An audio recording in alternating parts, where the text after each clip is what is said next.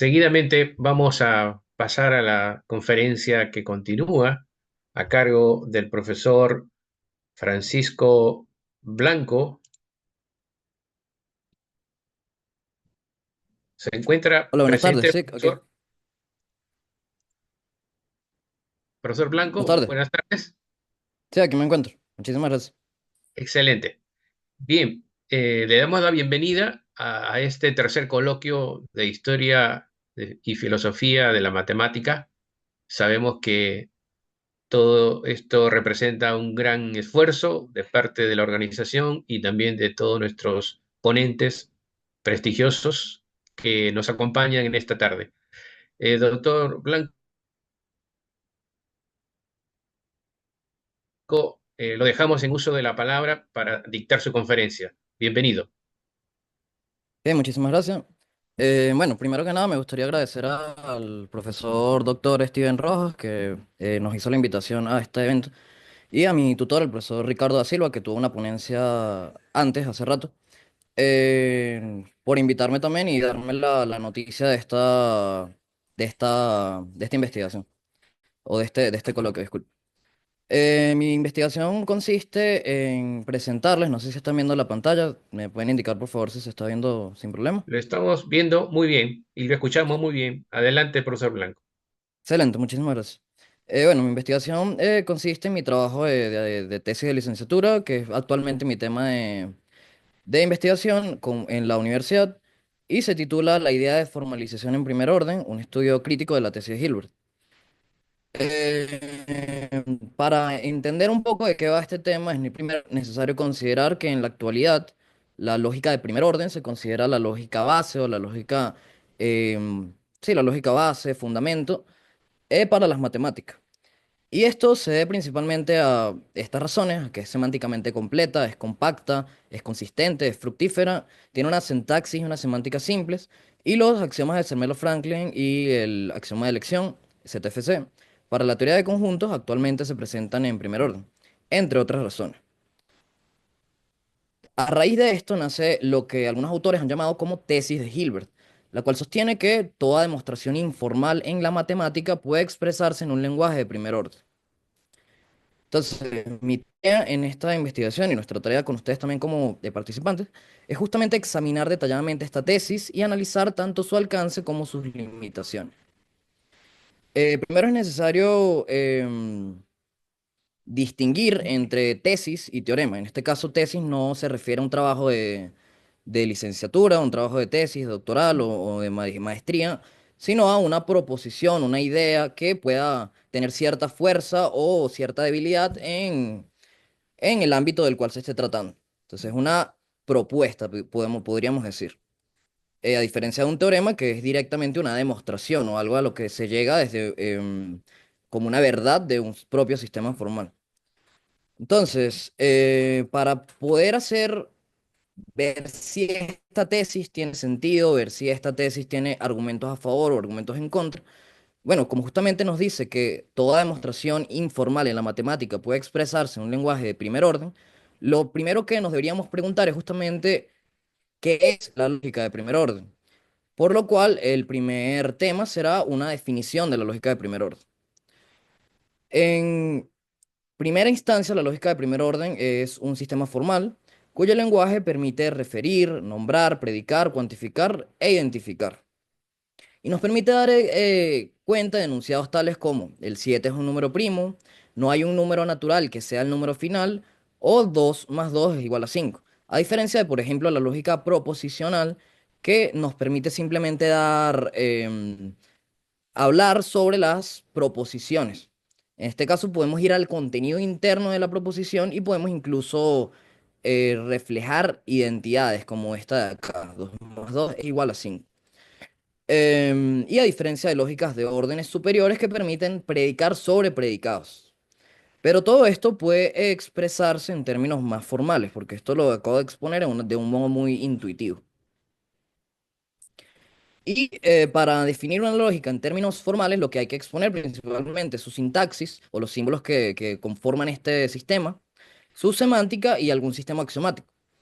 Entonces, la sintaxis de la lógica de primer orden, a la cual vamos a llamar L1, Consta de símbolos lógicos y símbolos no lógicos, entre los cuales se encuentran el cuantificador universal, el cuantificador existencial, las conectivas lógicas, los símbolos para la variable y el símbolo relacional diádico para la identidad, que en este caso es este símbolo donde estas tres rayitas. Y los símbolos de agrupación, que serían símbolos auxiliares, como serían los paréntesis, o los corchetes, o las llaves, según sea necesario usar. Además de eso, contamos con símbolos no lógicos, como por ejemplo los símbolos relacionales, los símbolos funcionales y los símbolos para hablar de constantes individuales.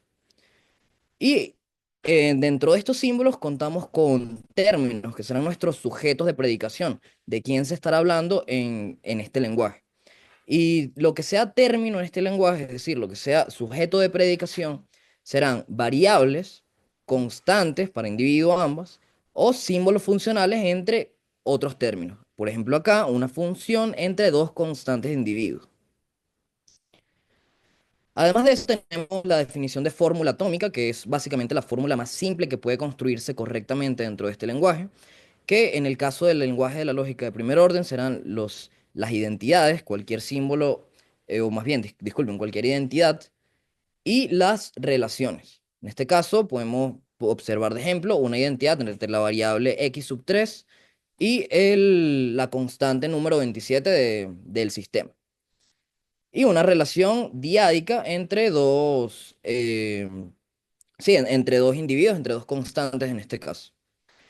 Además de fórmula atómica, también tenemos, hay que destacar la definición de fórmula bien formada, que a diferencia de la fórmula atómica, no es simplemente la fórmula más simple que puede construirse dentro de este lenguaje, sino cualquier fórmula correcta o cualquier fórmula bien formada, valga la redundancia, que pueda construirse dentro de este lenguaje. Em, y también tenemos variables de ocurrencia libre o ligada, nociones como la de sentencia, el principio de inducción semiótico para la lógica de primer orden, entre otras cuestiones.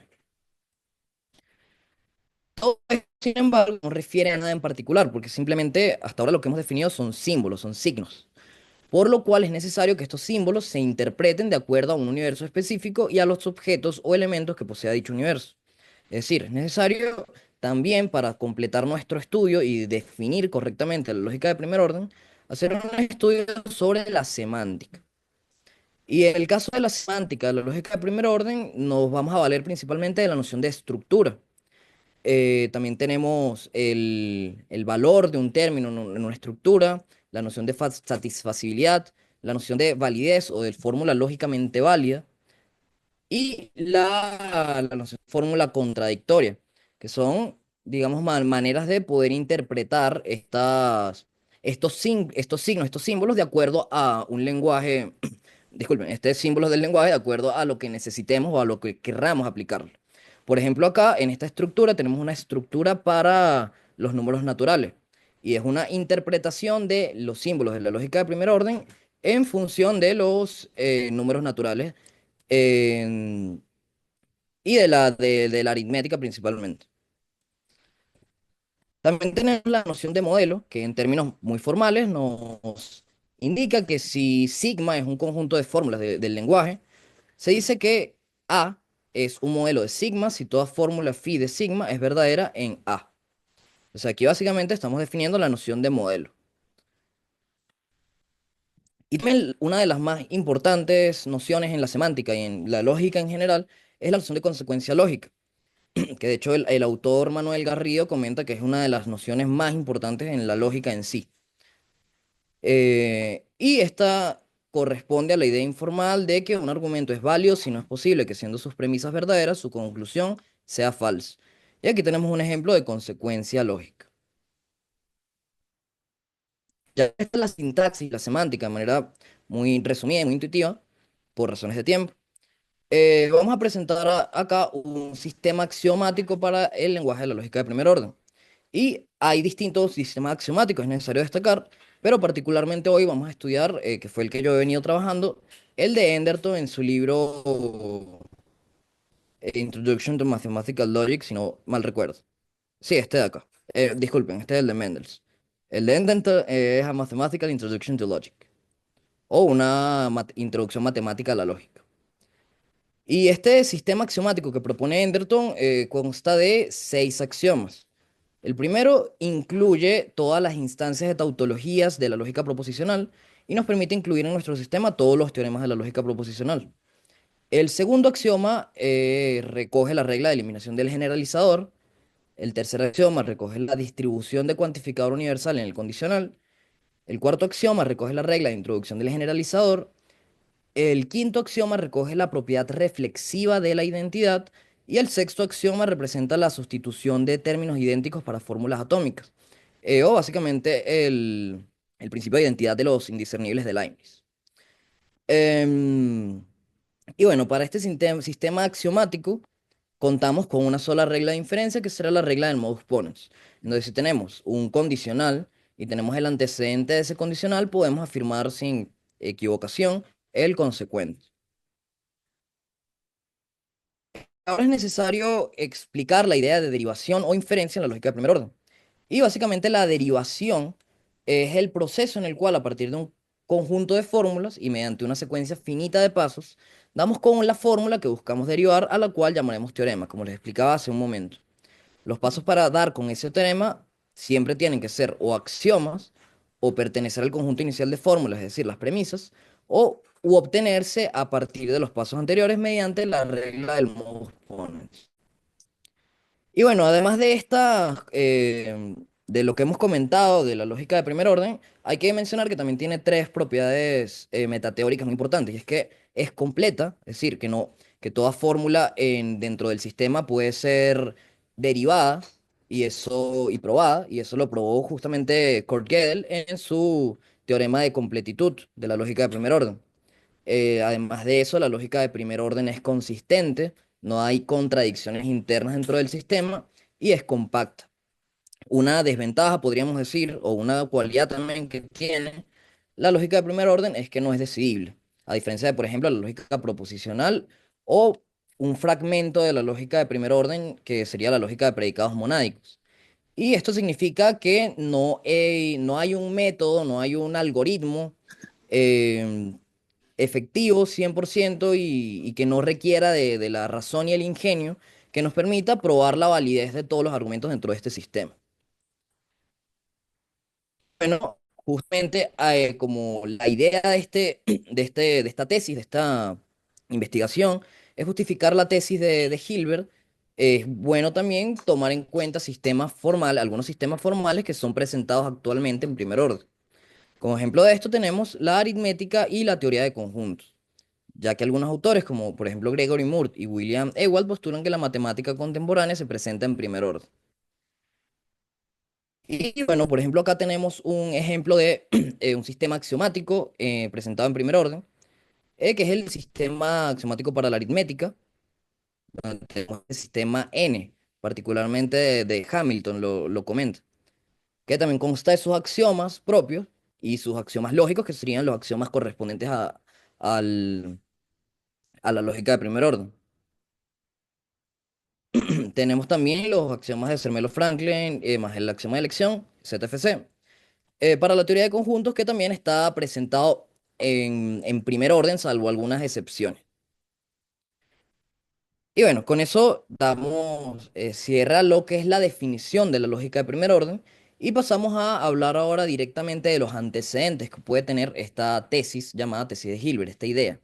Y acá seguiremos principalmente el autor Lomberg, quien en su tesis doctoral destaca dos antecedentes importantes, a los cuales va a llamar tesis de Leibniz y tesis de Frege. Entonces, lo que hemos visto hasta ahora no nos basta si queremos hacer un estudio detallado de la tesis de Hilbert. Es necesario también estudiar su historia y revisar sus antecedentes directos. En primer lugar, hay que tomar en cuenta que la lógica formal se constituye como una ciencia desde los tiempos de Aristóteles, en la antigüedad. Él desarrolla la noción de demostración y consecuencia lógica, desarrolla la teoría silogística y es el primero, por lo menos del que se tiene constancia, en formalizar proposiciones del lenguaje y crear un sistema lógico a partir de estas formalizaciones, que sería básicamente su teoría silogística. Estas ideas de Aristóteles se ampliarían y se perfeccionarían durante la Edad Media, de la mano de muchísimos autores.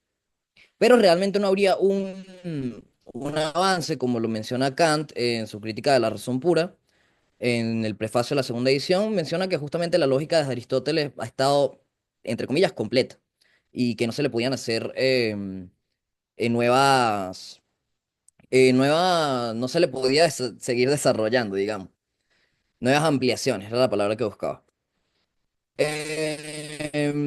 Y bueno, hasta cierto punto tiene algo de razón en el sentido que la idea de demostración, la idea de la teoría silogística, siempre está durante la Edad Media y no hay, digamos, muchos avances, aunque sí los haya, o por lo menos una revolución lógica como si lo habría después, unos siglos después.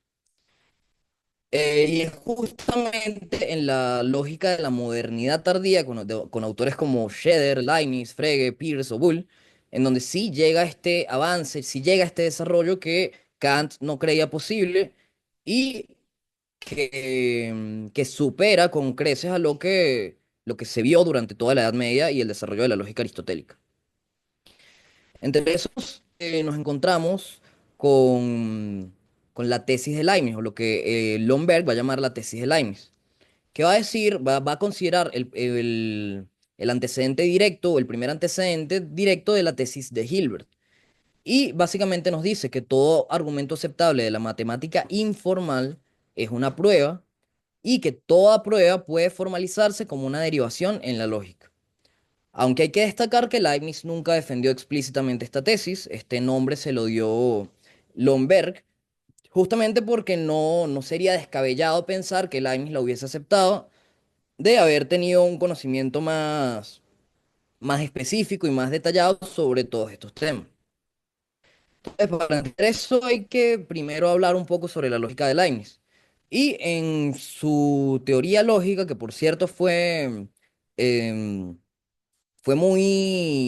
estuvo perdida por muchísimos años, hubo bastantes años en donde no se sabía de los escritos lógicos de Leibniz hasta que se descubrieron en el siglo XIX, o en el siglo XX incluso. Incluso hoy en día se siguen descubriendo, se siguen editando textos de Leibniz. Pero, y bueno, esa es una de las razones por las cuales a Leibniz actualmente no se le considera el padre de la lógica matemática. Pero bueno, entre los desarrollos lógicos de Leibniz es importante mencionar que hay ampliaciones de la silogística aristotélica. Él tenía una idea de hacer una enciclopedia del pensamiento humano llamada Característica Universalis, que funcionara con algún cálculo de la razón o cálculos ratioquinator y un arte combinatoria que nos permita combinar los símbolos de este lenguaje o de esta enciclopedia para poder evitar cualquier ambigüedad en el lenguaje y la, poder expresarse sin ningún tipo de error. El, la motivación principal de Leibniz sería justamente hallar un lenguaje en común entre todo el mundo y en el ámbito epistemológico para evitar cualquier error posible en la comunicación. Bueno, obviamente esas eran aspiraciones muy grandes, pero él tenía su método y tiene sus escritos al respecto. De Leibniz también se puede destacar la idea de derivación a la cual le da mucho énfasis, como lo vamos a ver acá. Y esto es una cita de sus nuevos ensayos sobre el entendimiento humano, en donde se ve claramente esta idea de derivación y cómo la matemática puede ser puede ser digamos, la base de este sistema que nos permita lograr una característica universalis, es decir, lograr una enciclopedia total del conocimiento humano y del entendimiento que nos permita comunicarnos sin error. Para eso él se va a basar en la matemática y en la lógica. Y es básicamente em, una de las primeras interpretaciones matemáticas de la lógica, o más bien la primera de la que se tiene constancia.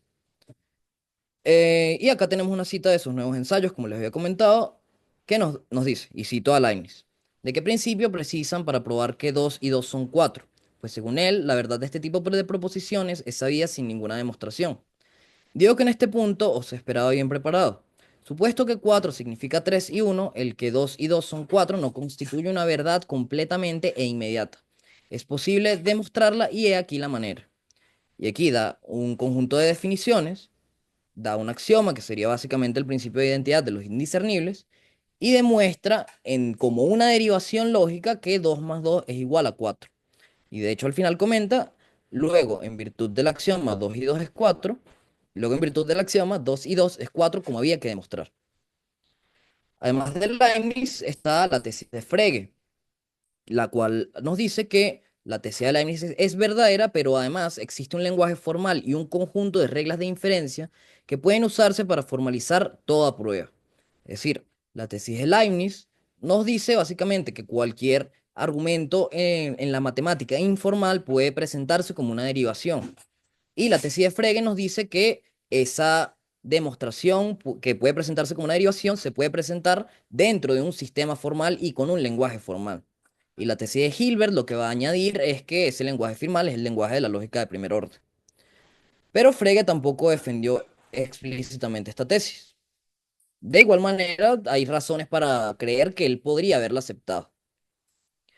Frege sí desarrollaría un sistema formal. Él reinterpreta las categorías gramaticales de sujeto y predicado en un lenguaje matemático, da cuenta de relaciones y cuantificadores, y en sus escritos hay una clara idea de formalización. Podemos ver que él, en esto de hecho, en el prólogo de su Begriffsschrift o conceptografía, nos dice que en los símbolos aritméticos y geométricos hay realizaciones de la idea de Leibniz. Recordemos que Frege tenía en mente el proyecto logicista, el proyecto de que toda la matemática pudiese ser reducida a la lógica a fin de superar los problemas epistemológicos que había en la matemática durante esa época. Y bueno, él presenta dos sistemas axiomáticos, uno en la conceptografía o Begriffsschrift y otro en sus Grundgesetze, que serían sus leyes fundamentales de la aritmética. Y acá expresa claramente la idea de formalización con una cita, que por razones de tiempo no la voy a leer, pero esto también es en la introducción de sus Grundgesetze o leyes fundamentales de la aritmética, donde pretende esta idea de logicismo también.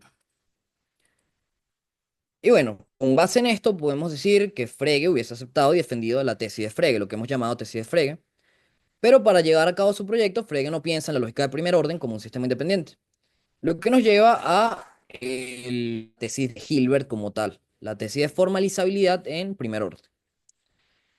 Y bueno, primero es necesario tomar en cuenta que la lógica de primer orden, el primero en tratar la lógica de primer orden como un sistema independiente es Charles Sanders Peirce. Aunque esta distinción tendría poca relevancia para los autores de la época, como por ejemplo Rosalie Whitehead, Levenheim o Peano. Y esto es así hasta las primeras Principien der Mathematik o Principios de la Matemática en 1917, en las cuales David Hilbert y Paul Bernays caracterizan formalmente a la lógica de primer orden y la tratan como un sistema independiente por primera vez después de Peirce.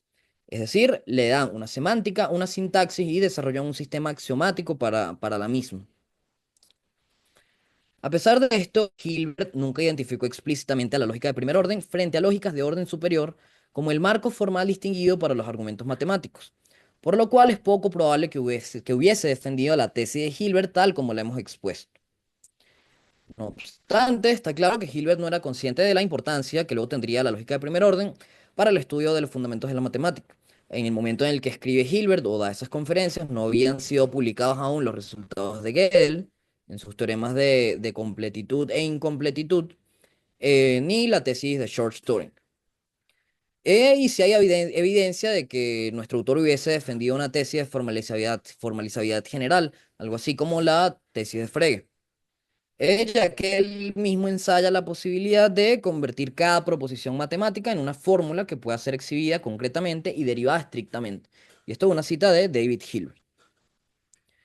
Ahora bien, luego de los resultados de los que llega Hilbert, la lógica de primer orden sí sería tomada en cuenta como un sistema independiente y sería tomada seriamente en cuenta también por la comunidad matemática, lo que llevará a que haya nuevos estudios e investigaciones que la involucren.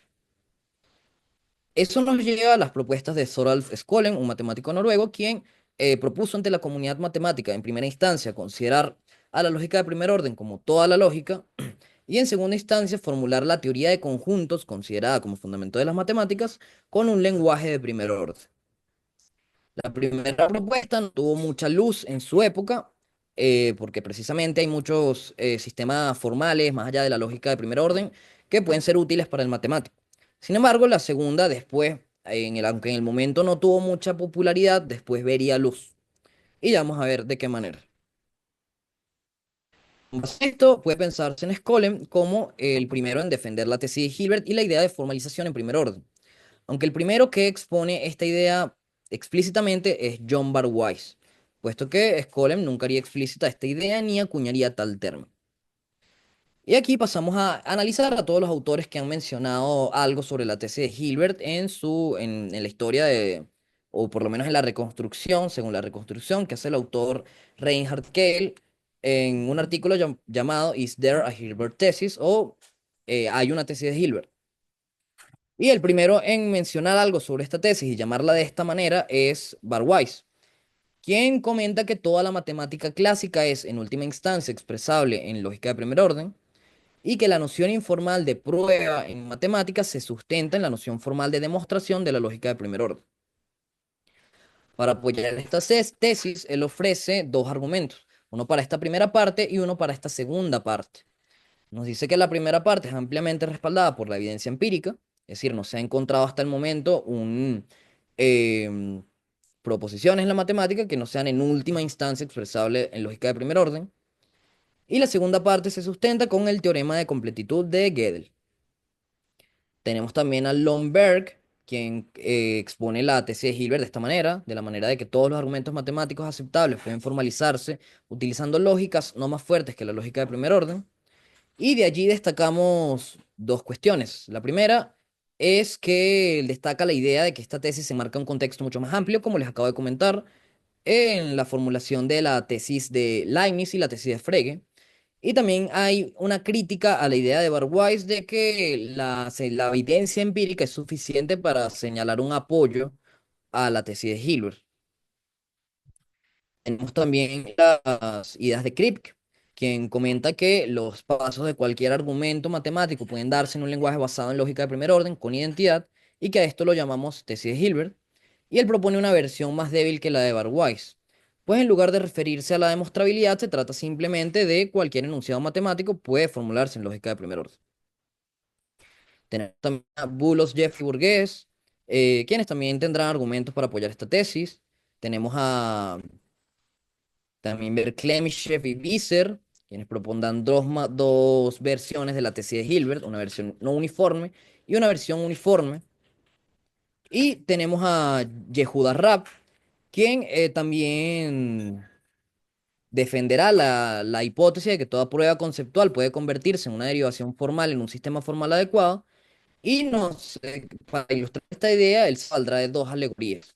Una alegoría del puente, que señalará, digamos, deficiencias de esta tesis, y una alegoría de la foto y la radiografía, en donde interpretará estas deficiencias de otro modo. Y es que si bien, como en una foto, por ejemplo, hay características que se pierden al pasar a una fotografía, a una radiografía, disculpen, de la misma persona, así como hay cosas que se pierden cuando pasamos de una prueba matemática a una demostración, a una derivación lógica formal. em, Ambas cosas son contextos diferentes y si es posible esta interpretación del mismo humano, del mismo sujeto, en términos de una radiografía. Y de esta manera es posible también una interpretación en términos lógicos de las pruebas matemáticas. En la alegoría del puente, él decía básicamente que que al pasar de un lado al otro del puente hay información que se pierde. Hay información que se pierde al pasar de la prueba a la demostración lógica. Y para cerrar, que ya me queda muy poco tiempo, pero voy a resumir esta última parte, vamos a revisitar la tesis de Hilbert a partir de el texto de John Corcoran llamado Brechas entre la lógica matemática y la práctica matemática. Y bueno, en toda esta investigación lo que hemos hecho es justamente exponer algunas de las fortalezas de la tesis de Hilbert, pero no hemos expuesto sus debilidades, por lo cual vale la pena mencionar a este autor, quien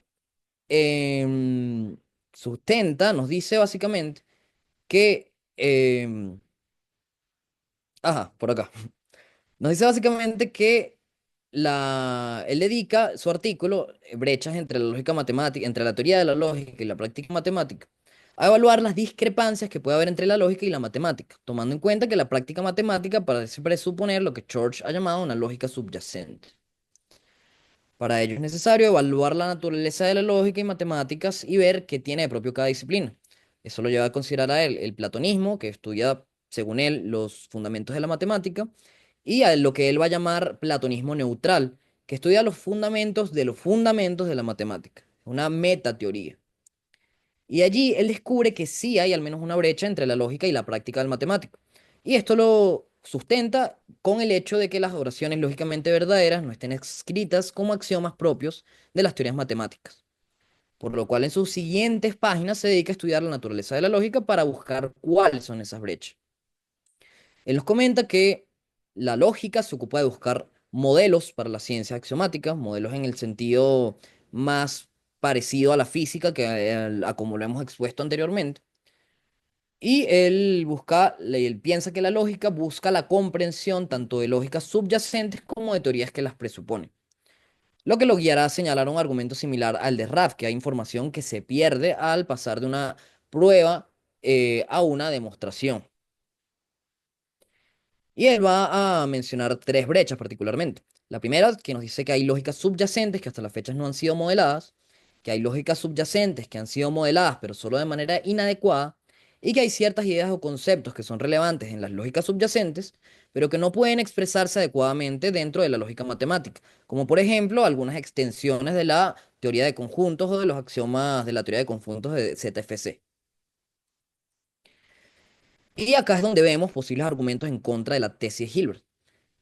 Al formalizar la matemática con la lógica de primer orden, a la cual él va a llamar lógica estándar, nos enfrentamos a fallos gramaticales, limitaciones expresivas sobre todo, excesos gramaticales, excesos deductivos, y lleva a Corcoran a considerar otros sistemas lógicos. Por lo cual hemos llamado en esta investigación la tesis de Corcoran, que nos dice que los problemas de la lógica de primer orden para formalizar la matemática se deben principalmente a presuposiciones semánticas, por lo cual es necesario proponer otros mecanismos sintácticos y sobre todo semánticos que solventen tales problemas y hagan más precisos la manera en la que la lógica de primer orden modela la matemática. Entonces nos preguntamos si es sustentable la tesis de Hilbert.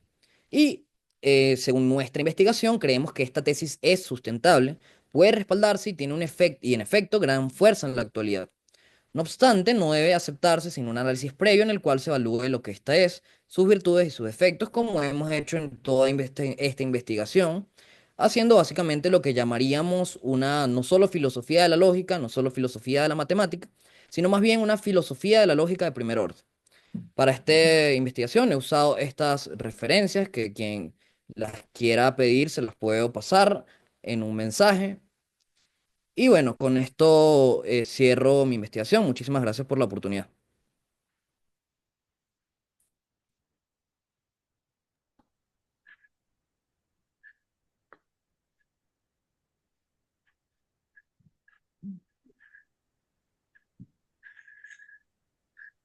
Buenas tardes, profesor Franco. Sí, Aló, profesor, ¿está ¿aló? concluyendo su conferencia ya, diga? Sí, correcto. Perfecto.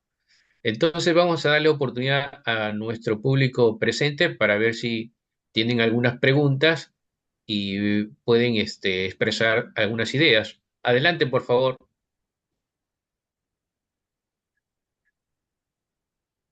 profesor Ángel Ganosa, o Ángel Coca, perdón, disculpe, adelante. Buenas tardes. Al Buenas tardes. expositor y a los organizadores una brillante exposición, Historia y Filosofía de la Matemática, de acuerdo pues al título del evento. Quería preguntarle al autor si sus estudios, su trabajo, su investigación para graduarse de licenciado se refiere a educación matemática o se refiere a el profesional matemático mismo.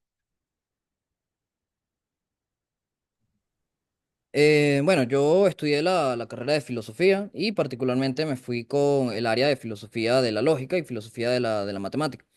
Pero esta investigación es válida y es muy importante, creemos, en tanto en la carrera, en la licenciatura de matemáticas, como en la carrera de filosofía, justamente porque toca temas importantes o temas que atañen a ambas disciplinas. Ok, gracias. Muchísimas gracias a usted. Si hubiera otra pregunta, otra consulta al profesor Francisco Blanco, perdón.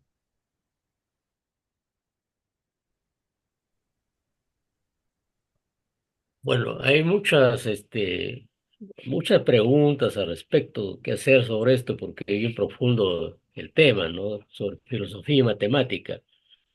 Pero como ya dije en una primera intervención, actualmente la matemática se reduce a la lógica, ¿no? Pero me ha mencionado, ahí no me ha quedado muy claro que hay lógica subyacente. Ha hecho una clasificación de lógicas. Quisiera un poco más explicación. Para mí hay la lógica de la matemática es la lógica aristotélica, bivalente o sistémica, lo que queremos llamarlo, clásica, ¿no? Porque, porque inclusive acepta este principio, por ejemplo, el último de la implicación, que es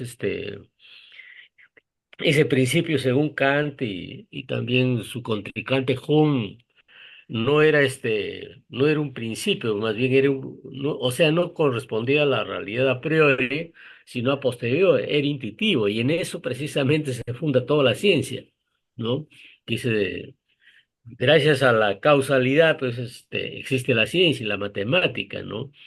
Entonces, dentro del desarrollo del tema, el lógico, creo que fue Frege, sino Gödel, le contradice a Hilbert, ¿no? Que su teoría, bueno, la matemática no es completa, es incompleta.